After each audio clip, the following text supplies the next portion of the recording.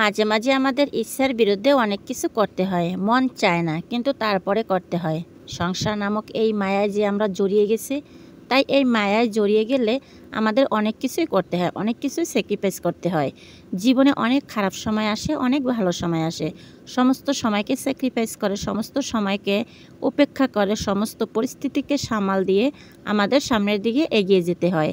আর এই জীবন নামক যন্ত্রণা যে একবার পেয়েছে সেই জানে যে এই জীবনের কত যন্ত্রণা। আর এই বর্তমান পরিস্থিতিটা আমরা কিভাবে সামাল দিচ্ছি, চলুন সেই ভিডিওটা একবার দেখে আসা যাক। হ্যালো এভরিওয়ান, আসসালামু আলাইকুম। কি অবস্থা সবার, কেমন আছেন? আশা করি সবাই ভালো আছেন। আলহামদুলিল্লাহ আমিও ভালো আছি। তো দেখেন, এখন বাজে রাত 1:26। আমরা এখন পর্যন্ত কেউ ঘুমায়নি। আমার হাজব্যান্ডও না, আমিও না, এবং আমার মেয়েও না। এবং আমার হাজব্যান্ড আর আমার মেয়ে বলল তাদের নাকি অনেক ক্ষুধা লাগছে, তারা কিছু খেতে চায়। বাসায় এখন এমন কিছু ছিল না যে তাদেরকে আমি রাত্রে খেতে দিব। তো ছিল বাসায় ভেষণ, তো চিন্তা করলাম যে ভেষণ দিয়ে কিছু বানিয়ে দেই। তো এখন আসি মূল কথায়। আজকে সন্ধ্যা থেকে আমি, আমার মেয়ে আর আমার হাজব্যান্ড মোবাইলে অনেক ভিডিও দেখতেছিলাম মাইলস্টোন কলেজের।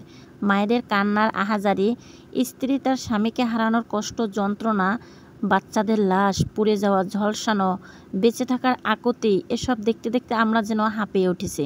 তো এসব দেখে আমার জামাই এতটা আপসেট হয়ে গেছে, সে রাত্রিবেলা আর কিচ্ছু খায়নি। বলতেছে যে আমার খাওয়ার মতো কোনো ইচ্ছে নাই বা মুড নাই, আমি এখন কিচ্ছু খাবো না। তারপর সে হাত মুখ দিয়ে এসে শুয়ে পড়ে। শুয়ে আবার ওই ভিডিওগুলোই দেখতেছে। তো আমি তাকে নিষেধ করেছি যে তুমি এগুলো দেখো না।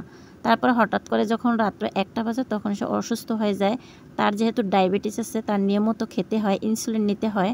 তো হঠাৎ করে তার ডায়াবেটিস অনেকটা নেমে গেছে, একদম 3 পয়েন্টে এসেছে। তো তারপরে আমি কি করব, তাড়াতাড়ি উঠে তাকে একটা শরবত বানিয়ে দিয়ে শরবতটা খাইয়ে, তারপরে ভারী কিছু ছিল না বাসায় ওইভাবে খাওয়ার। তারপরে এই যে বাসায় ভেষণ ছিল, আমি ভেষণ দিয়ে এগুলো তাকে বানিয়ে দেই। তারপরে খাওয়ার পরে মোটামুটি ঠিক হয় আলহামদুলিল্লাহ। তো এখন আমি ভাবতেছি যে আমরা ভিডিও দেখে যদি এতটা আপসেট হই, অসুস্থ হয়ে পড়ি, খেতে না পারি, কোনো কিছু যদি ভালো না লাগে, তো রাতে যদি আমরা ঘুমাতে না পারি, তাহলে যে মায়ের কোল খালি হয়েছে, যে স্ত্রী তার স্বামী হারা হয়েছে, যে বাবা মা তার সন্তান হারা হয়েছে, তারা কিভাবে থাকে, তাদের দিনগুলো কিভাবে যাচ্ছে? আজ 3 দিন হয়ে গেছে তারা এই কষ্ট যন্ত্রণা বুকে নিয়ে দিনগুলো কাটাচ্ছে। কিভাবে তারা দিনগুলো পার করবে সেটা ভাবতেই যেন বুকটা ফেটে যাচ্ছে। আমরা দূর থেকে যদি এতটা কষ্ট পাই, তাহলে তাদের কতটা কষ্ট এটা বুঝতে আর আমার একটু বাকি রইল না। সেই বিষয়টা আমি আজকে রাতে হাড়ে হাড়ে টের পাচ্ছিলাম। এটা কি তারা কখনো আশা করেছিল যে সকালে বাচ্চাকে টিফিন খাইয়ে স্কুলে দিয়ে আসবে আর বিকেলবেলা সেই বাচ্চারা লাশ হয়ে ফিরবে? এটা একটা মা হিসেবে আমি কিভাবে মেনে নিতে পারি? আমি তো একটা মা, আমি তো আমার বাচ্চাকে স্কুলে নিয়ে আসি। তো দেখেন, আমি এগুলো ভাবতে ভাবতে, এগুলো বানাতে বানাতে আমার 2:30 বেজে গেছে রাত্র। তো যাই হোক, জীবনের মতোই তো চলছে, আর এটাই স্বাভাবিক। আর আল্লাহ তাদেরকে এইসব কাটিয়ে ওঠার মতো তৌফিক দিক, সেই কামনাই করে সবসময়। আর পরপারে ভালো থাকুক জান্নাতের পাখিগুলা। তো আজকের মতো ভিডিওটি এ পর্যন্ত। আল্লাহ হাফেজ।